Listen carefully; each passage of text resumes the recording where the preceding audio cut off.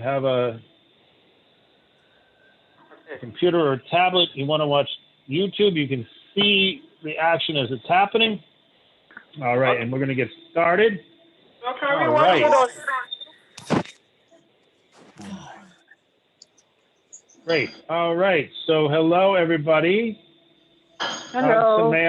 We say Moadim L'Simcha. We also say good Sasson. Exactly. All right. So I'm going to put some stuff up on the screen for people who have a screen. Hi, Suzanne. Hi. And we're going to talk about how joyous can we be on Sukkot? Because obviously, if we're going to call a holiday Zman Simchatenu, right? It's the time of our joy, right? We better figure out how to be happy. Yeah. So, all right. So this is a source sheet that I found by a colleague, and I thought it had some interesting stuff on it. So I thought we would go ahead and learn it and see what we thought of it. All right. There we go. All right. So it starts in Leviticus 23. This is actually the Torah reading on the first day of Sukkot. This is what we read on the first day of Sukkot. It is sort of a list. It is actually comprises a list of all the holidays that we celebrate during the Jewish year, at least the ones that were in the Torah. And so it starts with Vaydaber Adonai el Moshe lemor, and the Eternal One spoke to Moses, saying, "Say to the Israelite people, on the 5th day of this 7th month, there shall be a feast of tabernacles to the Eternal to last for 7 days." Right. So we're in the middle of that right now. The first day shall be a sacred occasion. You shall not work. 7 days you shall bring, bless you, offerings made by fire to the Eternal. And the 8th day you should observe a sacred occasion and bring an offering by fire to the Eternal. It is a solemn gathering. You shall not work at your occupation. So altogether, right, there are 8 days in Sukkot. And we have this mysterious holiday, Shmini Atzeret, right, which is the 8th day of Sukkot.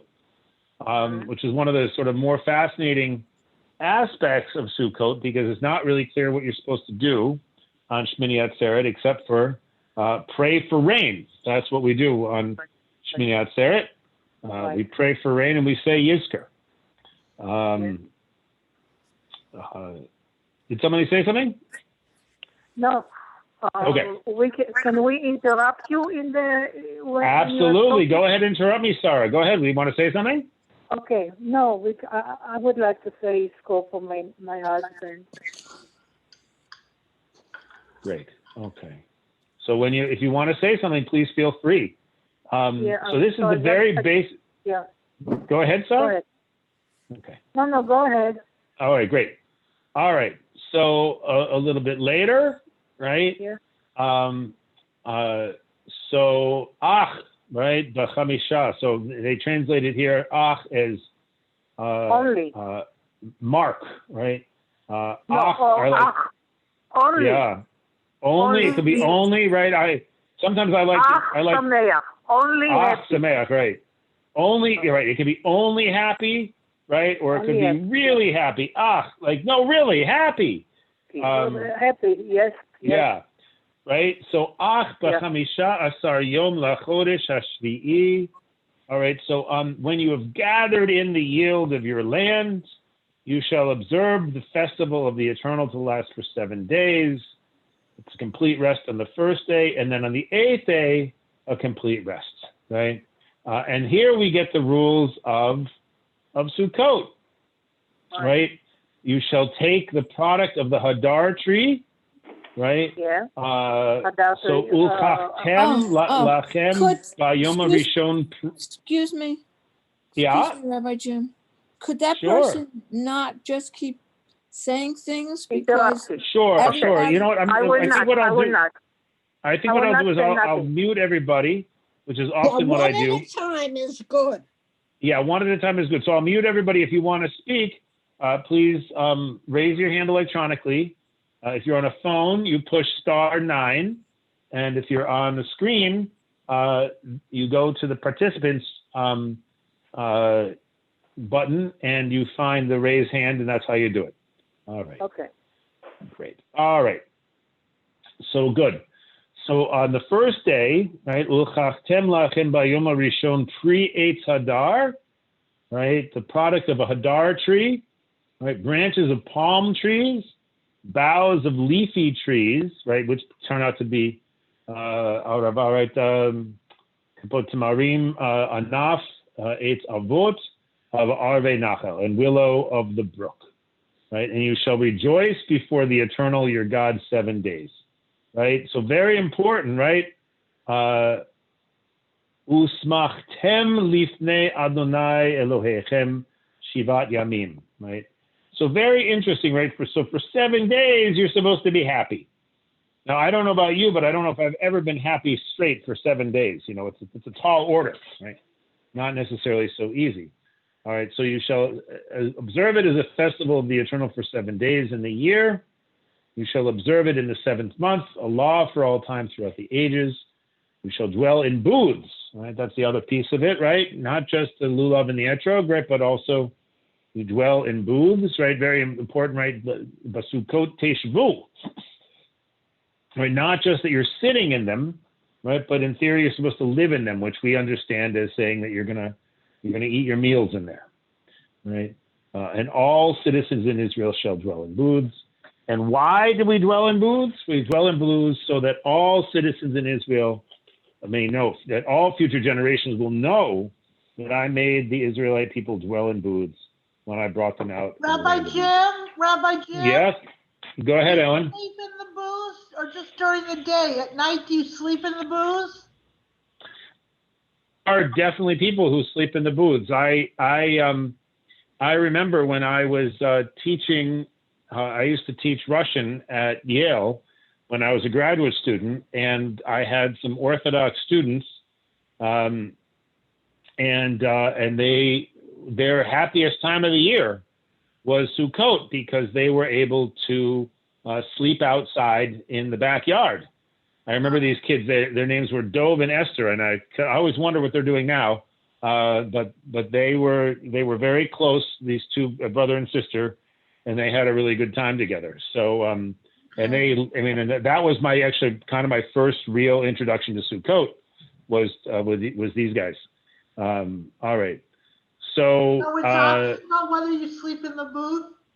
Yeah, sleeping in the booth is a if you can manage it, it's really fun. I remember when I was a kid, I used to love sleeping outdoors. Sleeping in the backyard. I wasn't Jewish when I was a kid, so it wasn't during Sukkot, but that was always super fun. All right, so it seems to me that there's a couple of questions here that are not bad questions. So who's supposed to celebrate the festival?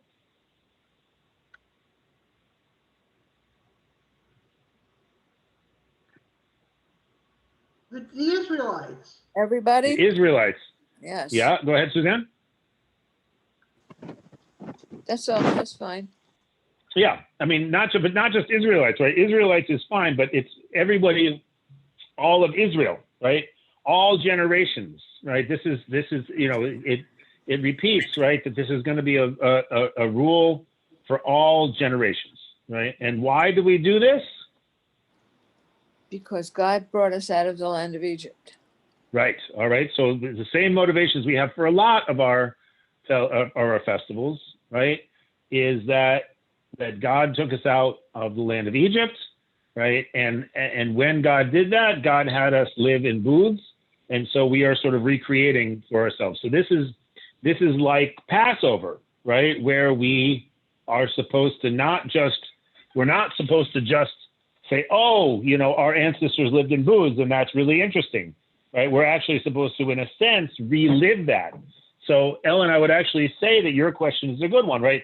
It's quite possible to say that actually we are meant as much as possible to be outside in our booths, right? And sleep there and sit there and do our work in there and everything else that one would do in our house, right? We would do for the period of Sukkot, we would do in our booths. I have a question. Yeah, please. For people who don't live in their own homes, but in communities as we do, Yeah. It's a question about whether people who live in the communities as we do would be allowed to sleep in the sukkah. That is a really good question, right? And also, I mean, again, I think the other thing to say, right, is that, for instance, if it's raining, right, you're not supposed to stay in the sukkah, right? If it's too cold, you're not supposed to stay in the sukkah, right? If it's gonna diminish the joy of the holiday to sit in the sukkah, then you don't sit in the sukkah, right? And so I think it would also suggest, right, that someone for whom it would really be uncomfortable to sleep in the sukkah, it would not be a good idea to sit in the sukkah, to sleep in the sukkah, right? So, and that actually gets to the second question here. It says, what do you think it meant to rejoice before the eternal, right? So I think, what I'm getting at here is one thing that it means, right, is that it's not supposed to be a hardship, right? It's not supposed to be miserable, right? It doesn't say be miserable in the sukkah for 7 days, right? It says rejoice in the sukkah for 7 days. So if you're not having a good time, you don't hang out in there. All right. But what else does it mean? How else are we supposed to celebrate? What are the elements of our celebration?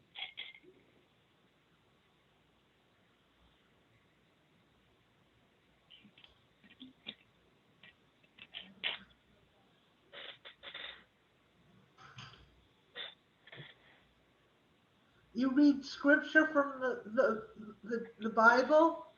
Okay, certainly. It's not said here that we do that, but that's absolutely right, that these days we do that, right? But the two things I think that are here, right, the rejoicing part, right, the things that make Sukkot different than the other holidays, right, is the lulav and the etrog, right? So waving those around, right, is a particularly joyous and festive thing, right? And verse 40 seems to connect them, right? On the first day, you're going to pick this up, right? And you're going to rejoice for 7 days, right? So just picking those things up leads to rejoicing, right? The other thing that is distinct about Sukkot, right, is that we sit in the booths, right? And so somehow that brings back for us, and I think maybe both of them, right? We can say that part of what this rejoicing is, right, is that it brings a kind of closeness to God, right? That somehow by waving our lulavs and etrogs and by living in booths, right, we are bringing ourselves in, closer into connection with God. All right. So let's continue here. All right. So this second passage here, Deuteronomy 16, verses 13 through 15. Now this is actually what we read on, we would, I think, read this on Shmini Atzeret.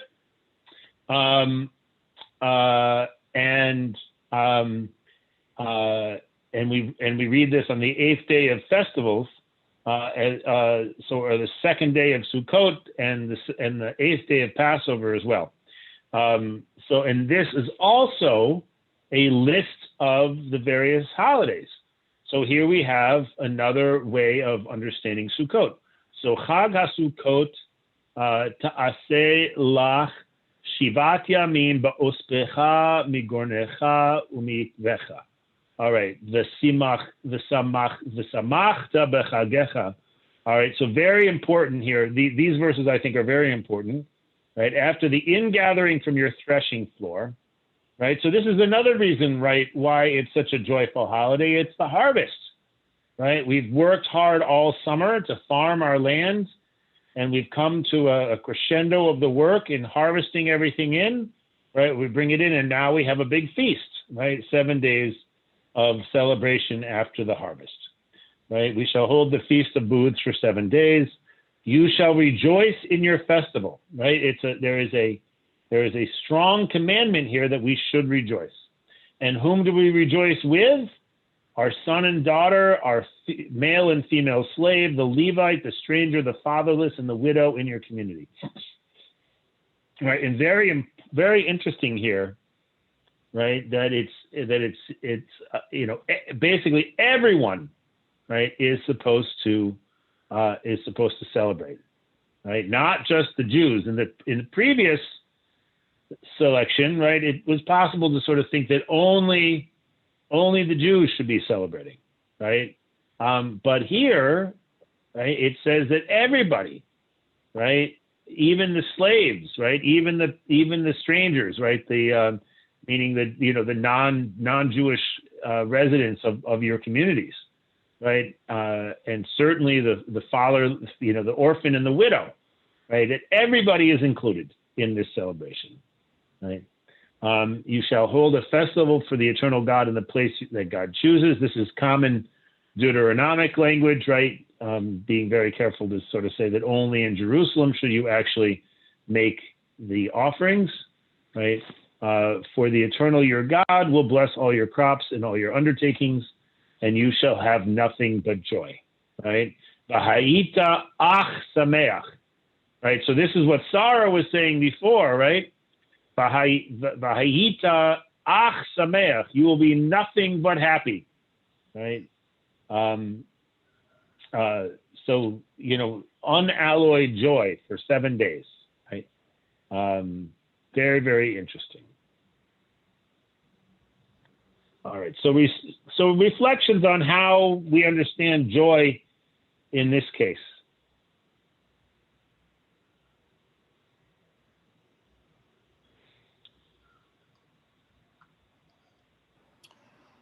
I have a question. Yeah.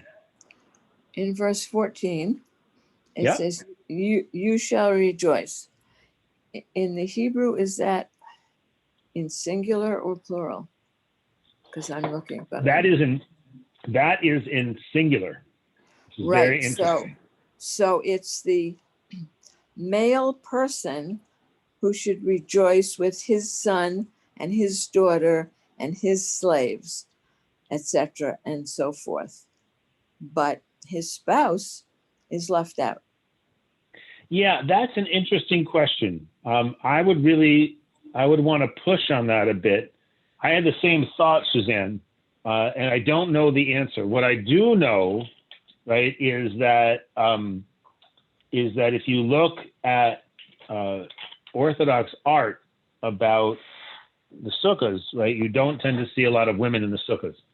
So I don't know if that's where they get that idea, or if it became something that sitting in the sukkah is enjoined upon the men, and it's optional for women. But generally, when we have these types of lists, I generally interpret them, right, is that the fact that it doesn't say that you should interpret it with your spouse, right, means that the singular is the singular masculine verb here is what we would call in linguistics unmarked, meaning it includes people who would be described as male and people who would be described as female. So it's kind of like ve'ahavta et Adonai Elohecha, right?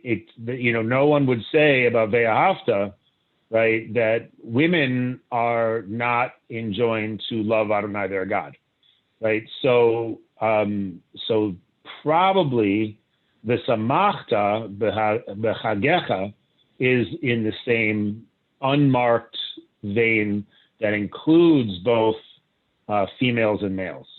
And the reason we would make that argument, right, is that if it were the man only, right, then it would say men, right, should rejoice with their spouse, with their wives and sons and daughters, right? But it doesn't say that. It says you. And of course, the you is a masculine you, but as I said that, I'm going to guess that that's an unmarked form.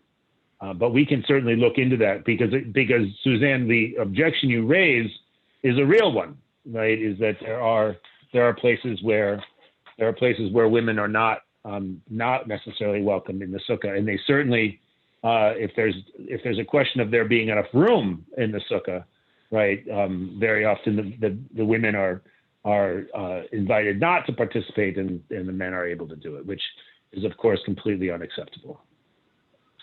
Well, to me, must be acceptable to somebody. All right. Does that answer your question, Suzanne? Yes, it does. Thank you. Great. Yeah. Okay. All right. Right. And also here we have here, right, that it's not just a matter of after the harvest, right? It's that part of the rejoicing, right, is that that God is going to bless your crops and all of the work of your hands, right? That's the literal translation of all your undertaking, right? The whole ma'aseh yadecha, right? All the works of your hands.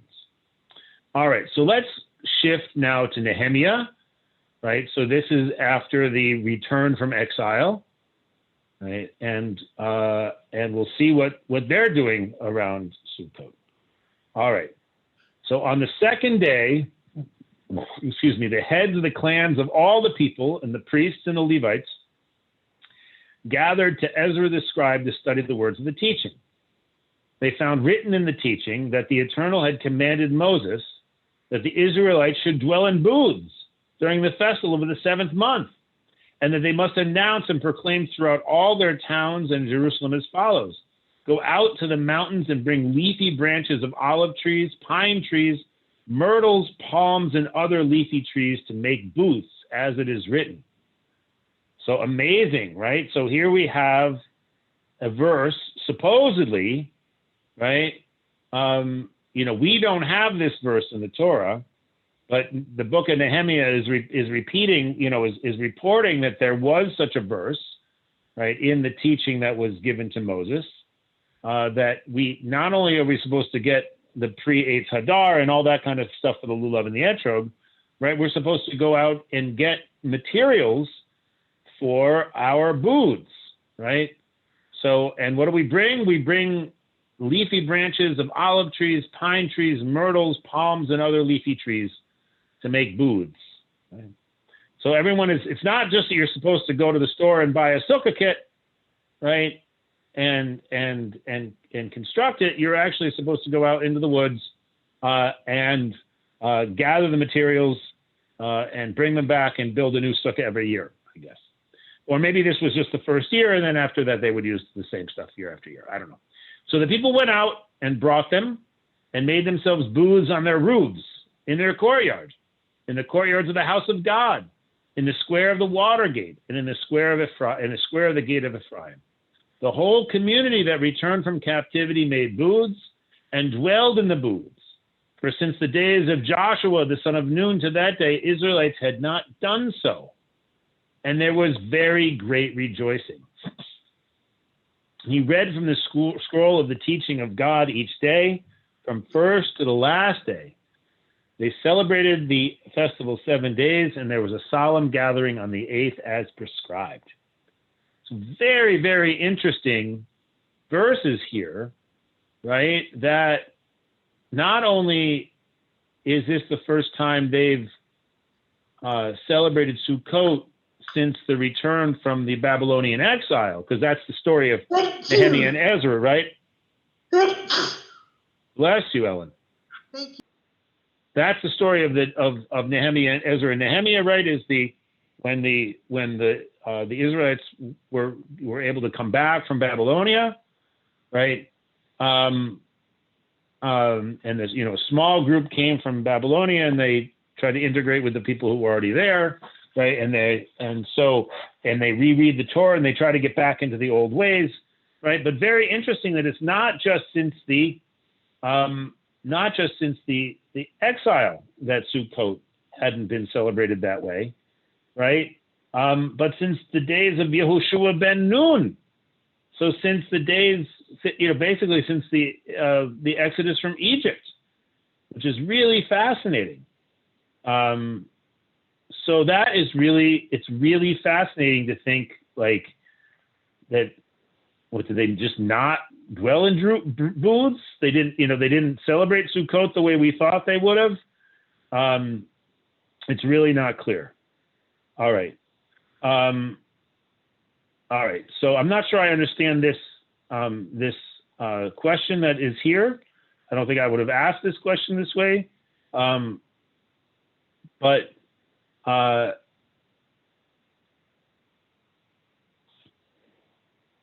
what do you think of this practice of going into the mountains and getting all this stuff? Sounds like fun. It does. It sounds like super fun. I mean, it's like a building project, and a sort of and a joy in nature, right? And what's interesting here is that the emphasis here is really on the booths, right? I don't see anything here about an etrog, right? Nothing about shaking the lulav, right? It's all about the booths, right? So it really raises an interesting question, right? Of, well, what constituted the celebration of Sukkot in the time of, say, King David? So now I'm really interested to see if there's any sort of evidence of that, and to sort of figure out the question which he asks here. Why do you think the Israelites stopped practicing such an important festival to begin with? So very interesting, right? Is that it seems, right, that the Torah suggests that the Israelites should dwell in booths because that is what happened when God took them out of Egypt. But interesting that it doesn't seem to have been the case, right? If they had stopped doing that as soon as they left the wilderness, where they did dwell in booths, right? And they moved to the cities of Canaan, and then they lost track of this practice every year. But so interesting, right? That what the bolded piece of verse 17, which I'll read in Hebrew, right? V'ya'asu chol hakahal hashavim min hashpi Sukkot v'yeshvu basukot ki lo asu mimei Yeshua ben Nun ken b'nei Yisrael ad hayom hahu v'tehi simcha gedola me'od, and there was great rejoicing, very great rejoicing, right? Amazing, right? That this sort of rusticating holiday brings them so much joy. And so why do you think there was this great rejoicing, besides it being fun, right?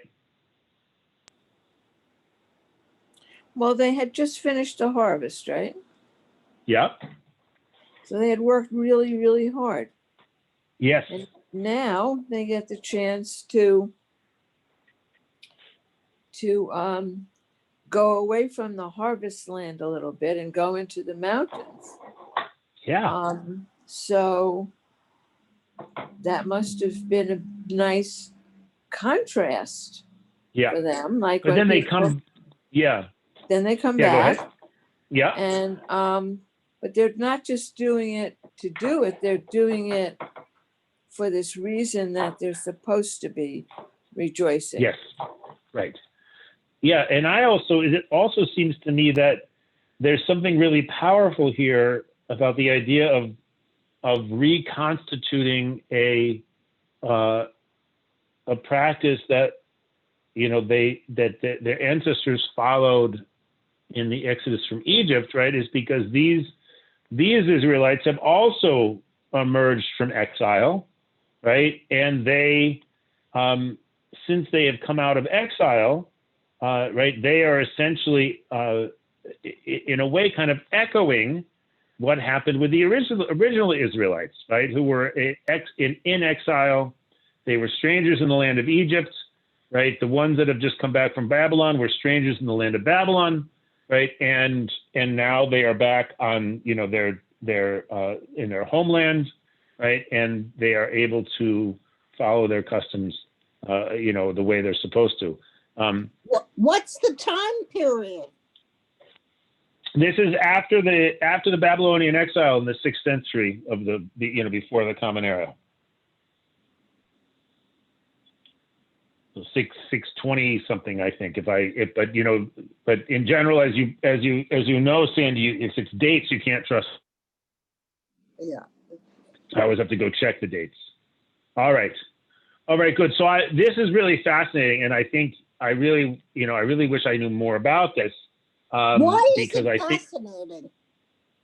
Why is it what, Sandy? Why is it fascinating? I find it fascinating because it is a different practice than what is prescribed in the Torah, right?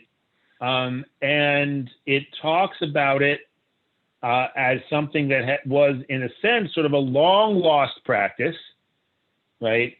And that, in a way, we could almost see, but very often it seems to me that in these, as we read the books of, the writings, right, we hear about practices and rules that are not the same as in the Torah, right? And so it's interesting to think about, well, where did this practice come from, right? Did they have a different version of the Torah than what we had? Was it some sort of a forgotten thing? Was it made up whole cloth and then later put into the Torah? I mean, there's a lot of scholarly questions that are above my pay grade about this, but would be interesting to investigate. But I just love this fact that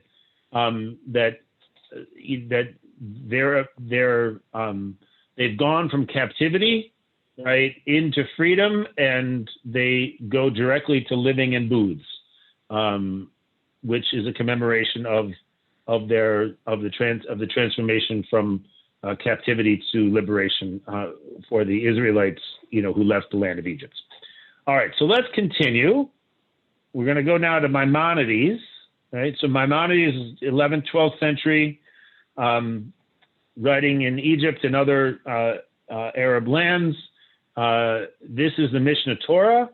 So the Mishnah Torah is a compendium of Jewish law, always very interesting to read. Maimonides was a very systematic thinker. He put everything into this very well-organized structure. And unlike rabbinic literature, right, he fairly rarely quoted authorities, right? He just decided what the rules were and wrote them down the way he thought they should be, which is in many ways not the rabbinic way of thinking about Jewish law, right? But it is always interesting to see, where Maimonides' understanding of Jewish practice, where it accords with what we understand today, and where it's different. All right. So this is what he says. This is Mishnah Torah, resting on a holiday, right? Very important, right? That you're supposed to not work on a holiday, right? You're supposed to rest and relax and rejoice, right? All right. So when a person eats, drinks, and celebrates on a festival, he should not let himself become overly drawn to drinking wine, mirth, and levity, saying, whoever indulges in these activities more is increasing his observance of the mitzvah of rejoicing. For drunkenness, profuse mirth, and levity are not rejoicing. They are frivolity and foolishness. So just in case you were wondering, Maimonides does not necessarily seem to be in the category of v'hayita ach sameach. You shall be nothing but rejoicing, right? He wants you to demonstrate a little bit of temperance in your rejoicing. So don't overdo it. Says Maimonides, because right, we were not commanded to indulge in frivolity or foolishness. I might beg to differ, but that's okay. We were not commanded to indulge in frivolity or foolishness, but rather in rejoicing that involves the service of the Creator of all existence. All right. All right. So thus it says in Deuteronomy 28, right, because you did not serve the Eternal, your God, with happiness and a glad heart and with an abundance of prosperity. This teaches that the service of God involves joy, and it is impossible to serve God while in the midst of levity, frivolity, or drunkenness. So true joy, Maimonides seems to be saying, right? True joy involves service to the Creator, right? So it's not about wild abandon. So Maimonides is, I think he's being a little bit of a killjoy here, but still, I think it's an important point, right? That the tradition, at least as Maimonides understands it, right, is going to separate joy from frivolity, right? Is not going to so there's the tradition says, there's no celebration without wine, right? But Maimonides would say there's no celebration with an excess of wine, right? If you drink wine to the point of drunkenness, right, you're no longer able to be joyful because you're drunk. And so there's a reason for moderation here. And just very interesting, right? And I think, there is a way in which this line that he says here, rather we were commanded to indulge in rejoicing that involves the service of the Creator of all existence, right? That true joy comes out in our service to God and service to other people. Right. All right. Any thoughts or objections, ideas on this one? Yeah, go ahead, Suzanne. Well, I think Maimonides wasn't exactly known for having a sense of humor. I think he was a serious person, very straightforward. The facts are the facts. And this resonates with that. Okay, you're supposed to, drink wine and you're supposed to be happy because that's what it says, but don't go overboard. Right. And that, and again, I think you're right that he's very serious, and so it's serious joy, right? Even joy is serious, right? Which is it's an interesting idea. All right, so more Maimonides. This one from Mishnah Torah. This is from the rules of the shofar, of the sukkah, and of the lulav. So obviously for Maimonides, he's doing this in sort of chronological order. So the high holidays, these are the rules about ritual objects that we use in the high holidays and during Sukkot. Okay. Although it is a mitzvah to rejoice on all festivals, on the Sukkot holiday, it was a time, I would say. Let's see how it says in Hebrew. Af al pi shekol hamoedot mitzvah lismoch bahen, v'chag haSukkot hayta b'mikdash yom simcha yitera Okay, so that there was a day, right, in the Mikdash, right, in the Holy Temple, right. So in the Holy Temple on Sukkot, there was a day there was an extra of extra joy, right. So the way he translates it here is it was a day of overabundant joy, right, overflowing joy, right. And by the way, Simcha Yetera is like Neshama Yetera, the sort of extra soul that we get on Shabbos, right? A little bit of extra oomph, right? It's a little bit of extra joy on Sukkot. Okay.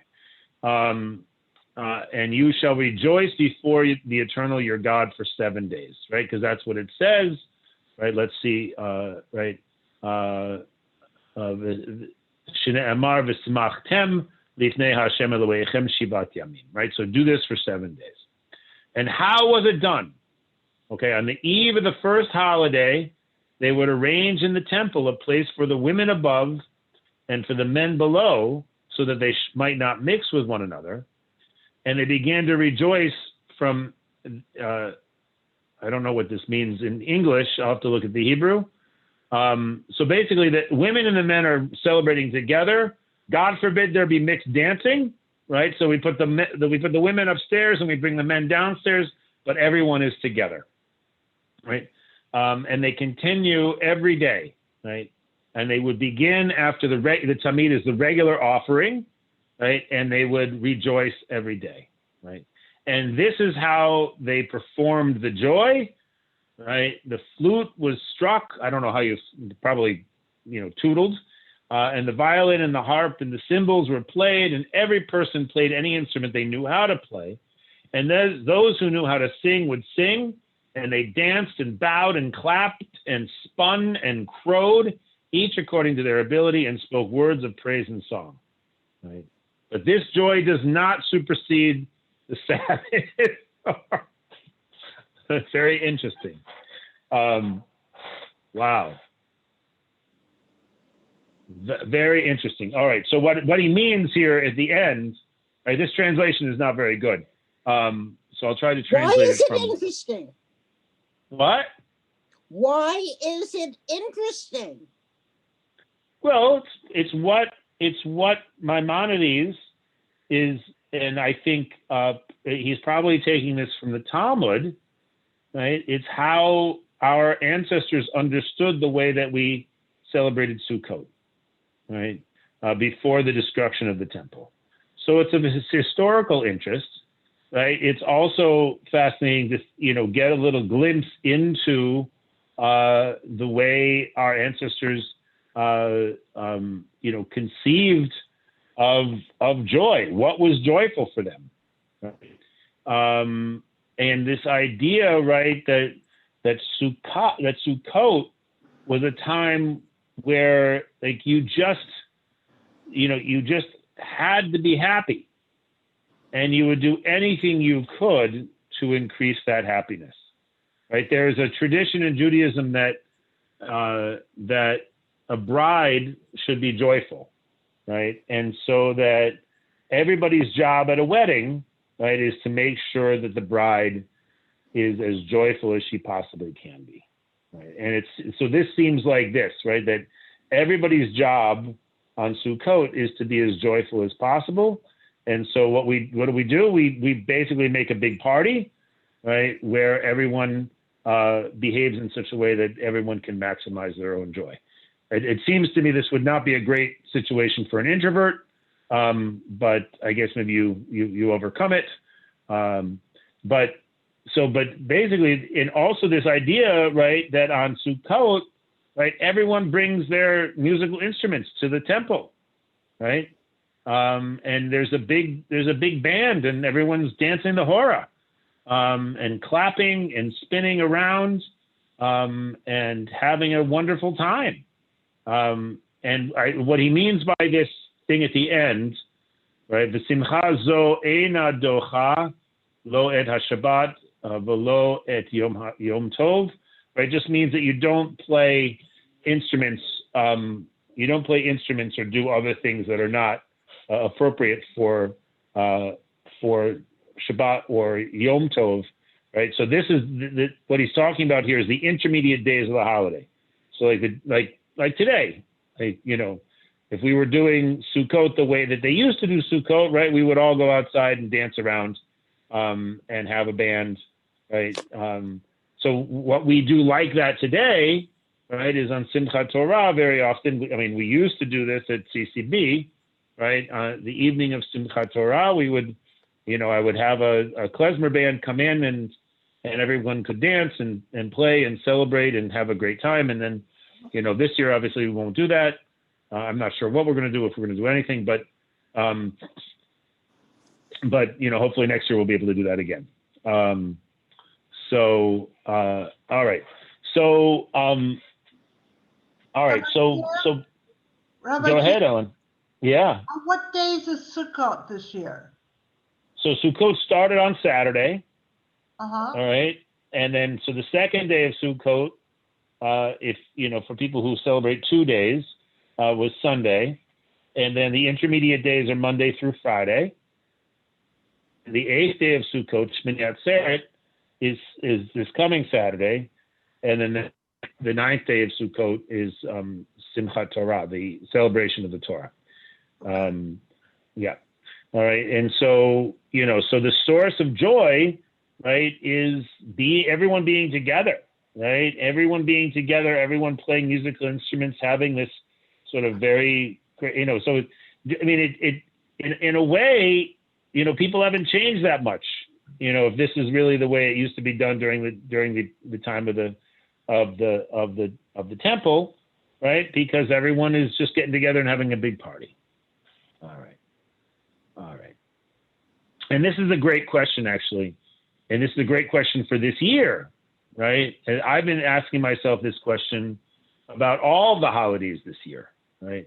Is the joy of Sukkot possible without the community, right? Without the temple, right, where everyone could come together and have the men downstairs and the women upstairs and everyone's dancing around and playing their cymbals and violins and so on and so forth. If you don't have that, can Sukkot be the same kind of joy? And I see Suzanne shaking her head. No, it can't be. It does seem. Yeah, go ahead. This year, even with all our technology, it's still, we're connected, but we're disconnected. It's not Right. the same as being in the same physical space. Right. And I think that's one thing that, I don't think that before this year, was fully aware of how much this is a distinction between the festival holidays and the high holidays, right? So, and it's especially clear between, say, Yom Kippur and Sukkot, because they're only 5 days apart.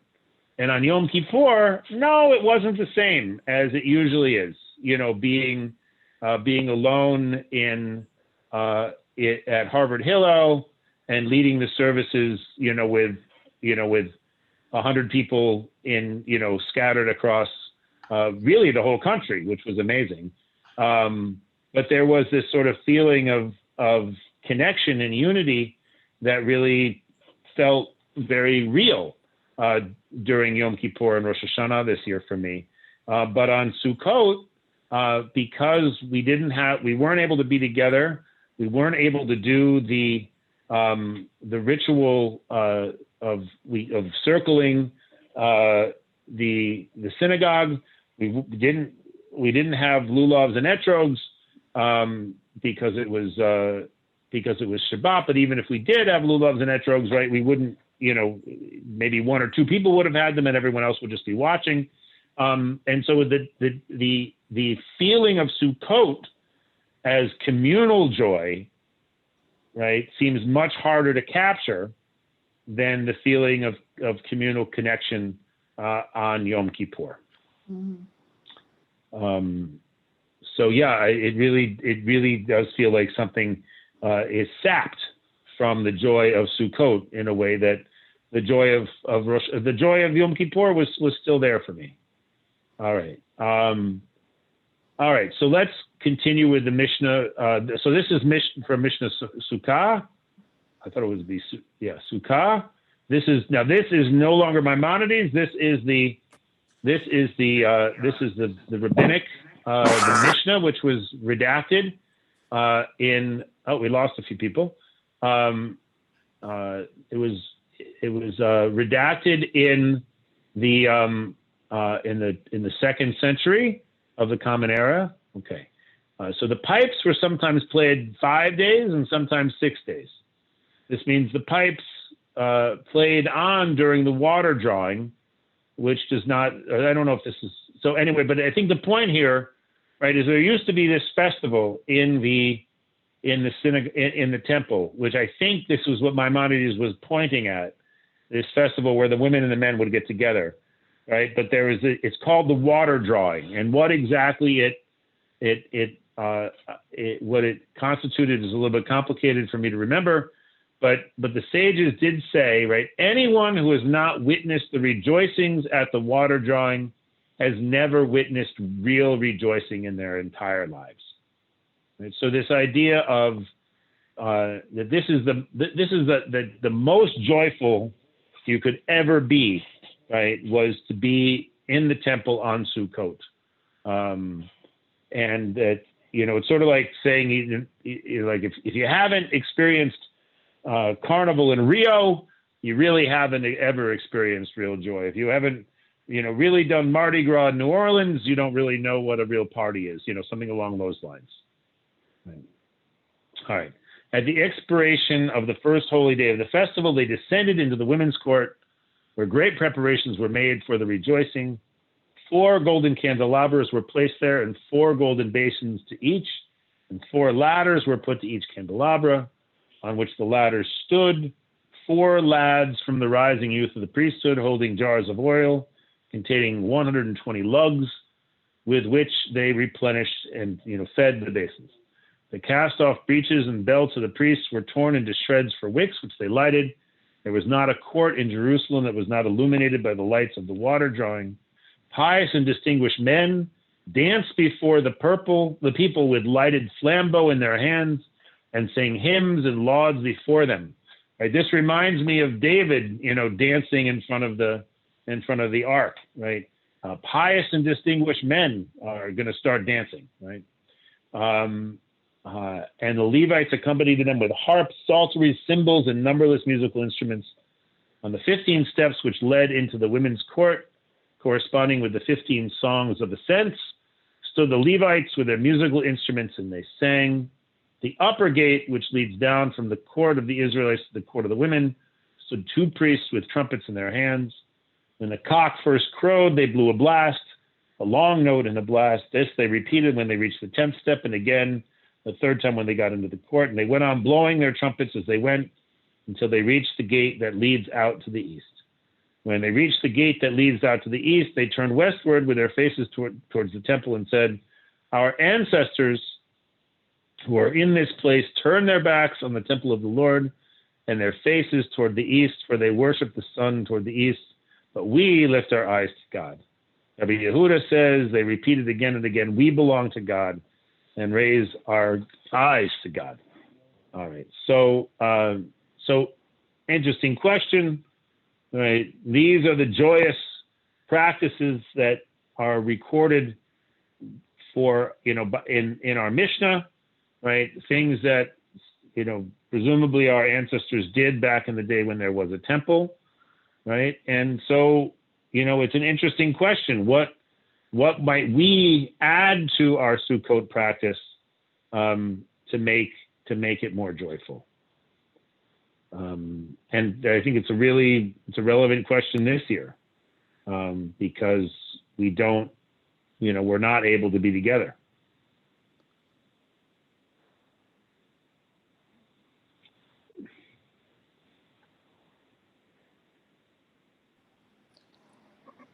This sounds like a very uplifting, dramatic time.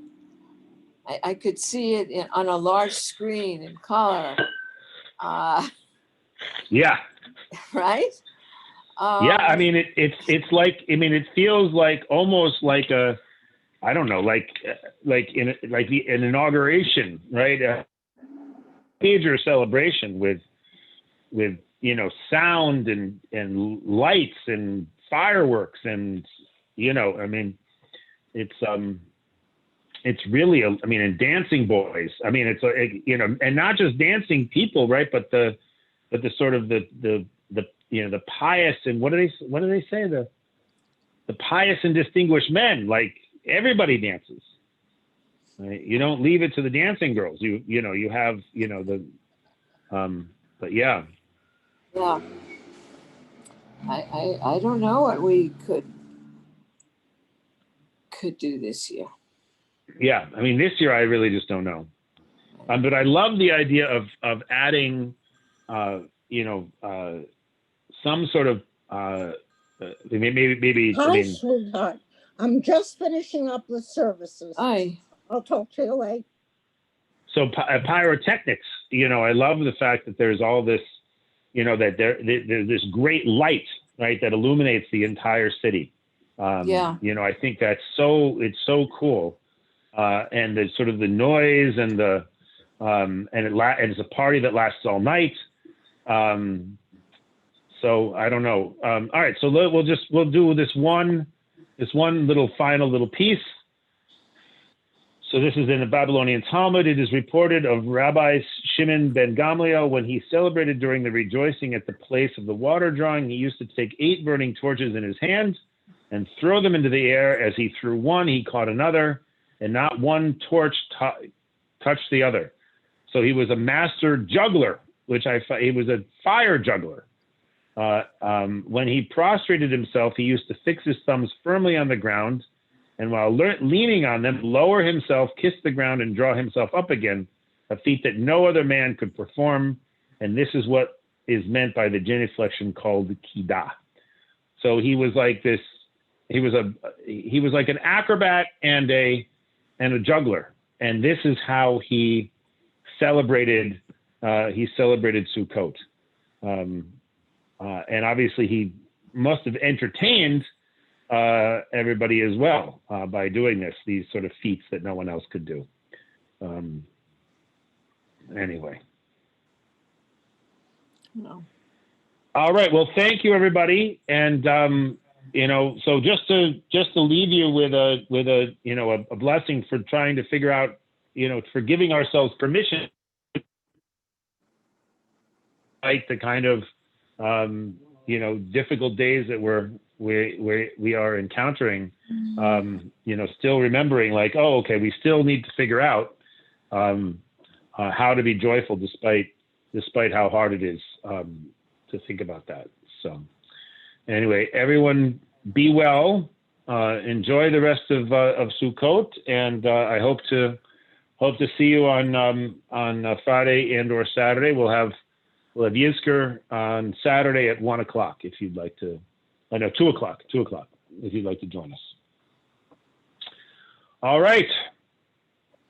Thank you. You're welcome. Moedim l'simcha, and Moedim everyone be l'simcha. well. Okay, bye.